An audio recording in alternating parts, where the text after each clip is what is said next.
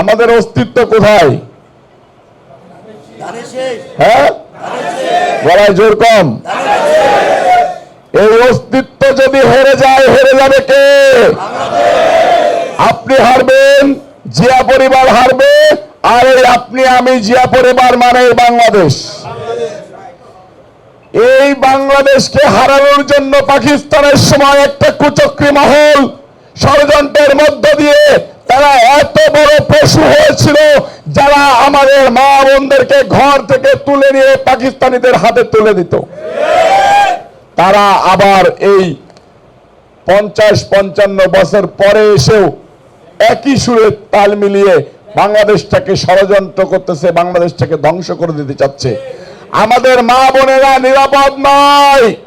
কালকে দেখেছেন একটা মাদ্রাসায় পরীক্ষা চলতেছে, সেই পরীক্ষার ভিতরে এই গুপ্তরা যেভাবে দৌড় ঝাঁপ করে লাঠি সুটা নিয়ে সমাবেশে যাচ্ছে, মেয়েরা ভয়ে বাড়ি পালিয়ে যাচ্ছে পরীক্ষা না দিয়ে।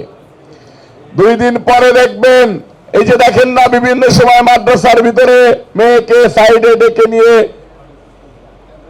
বাজে কাজ করে, এরা কিন্তু সেই জামাত শিবির।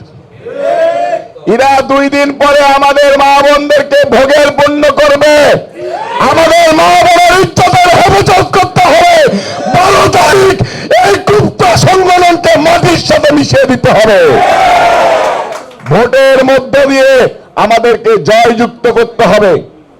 আমরা হাসিনার আমলে ভয় পেতাম, দিনের ভোট রাতে করে ফেলেছে প্রশাসনের মধ্য দিয়ে। আমরা হাসিনার আমল পার করতে পারি নাই। 5 তারিখে হয়তো যুদ্ধ করে, লড়াই করে, সংগ্রাম করে হাসিনাকে বিদায় করেছি, কিন্তু পলিসি আমরা পার করতে পারি নাই। আমরা এখনো দ্বিধাদ্বন্দ্বে ভুগতেছি। জাল ভোটের মধ্য দিয়ে কিভাবে একটা গুপ্ত সংগঠন ক্ষমতায় আসতেছে, তাদেরকে সরাসরি শেল্টার দিচ্ছে অন্তর্বর্তীকালীন সরকার। আপনারা দেখেছেন একটা দলের প্রধান ফেসবুকে আমাদের মা বোনদেরকে নিয়ে কি পরিমাণ আজে বাজে কথাবার্তা বলেছে।